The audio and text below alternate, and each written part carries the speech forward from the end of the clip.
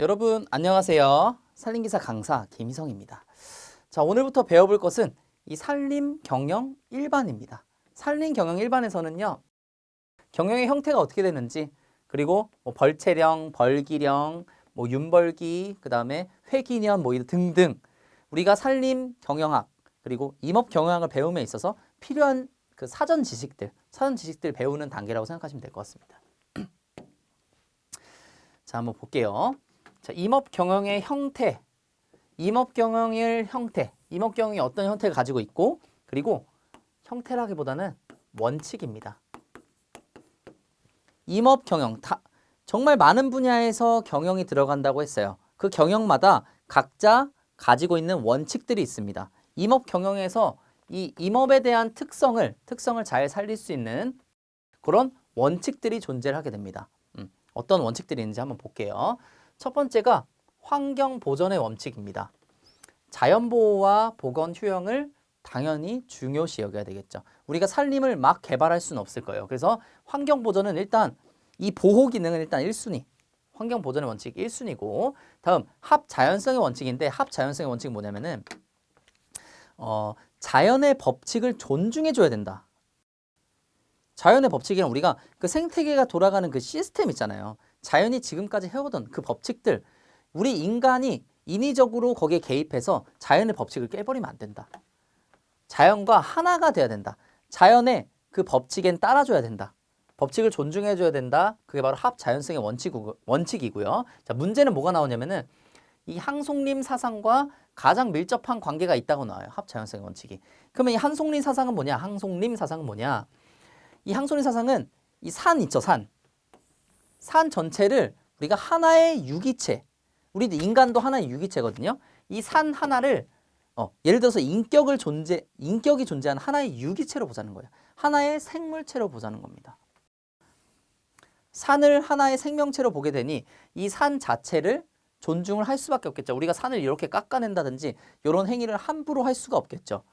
산 하나 자체를 하나의 유기체로 본다. 하나의 생물체로 본다. 이게 바로 합자연성의 원칙이고요. 이 항송림 사상에 관련이 돼 있고, 항송림 사상은 산 하나를 하나의 유기체로 본다. 자, 그 다음에 보속성의 원칙입니다. 보속성이란 지속성을 얘기해요. 지속성. 이 산림이 계속해서 지속될 수 있게 해줘야 된다. 우리가 산에 나무를 뱄습니다. 나무를 다 이렇게 뱄어요. 하나씩. 나무를 뱄어요. 이 나무들이 다시 안 자라면 어떻게 될까요?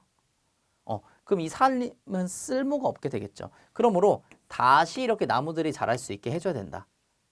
그래서 보시면 이 보속성의 원칙은 목재수학, 뭐 균등이라든지 목재수학 유지의 법칙이 있어야 되고, 화폐도 수학이 돼야 되고, 화폐 수학도 균등 유지가 돼야 되고, 목재도 마찬가지로 균등 유지가 돼야 되고, 생산 자본도 균등 유지가 돼야 된다.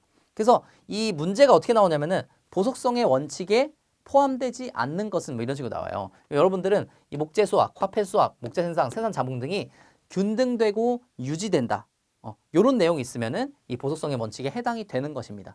보속성의 원칙 자체가 매년 수학을 균등하고 영구히 존속할 수 있도록 경영하는 원칙이기 때문에 지속할 수 있게, 산림 경영을 지속할 수 있게 해주는 그런 원칙이기 때문에 수학을, 자, 보속성의 원칙이고, 또 다른 원칙들이 있는데, 자, 요것들을 제외하고 요것들은 경제 원칙입니다.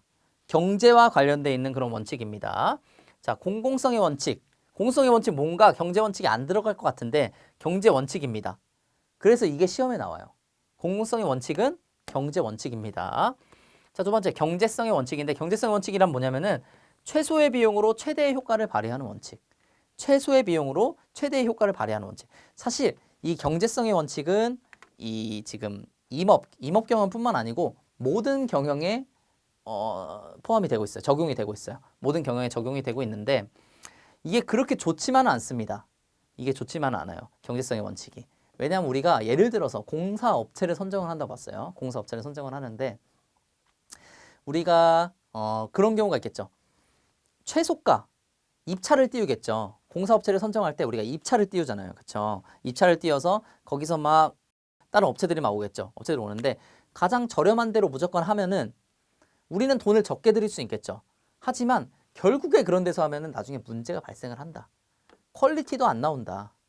그렇기 때문에 어느 정도 비용은 들여야 된다. 이게 예전에는 이 경제성의 원칙에 의해서 최소한 무조건 최저가 입찰이었어요.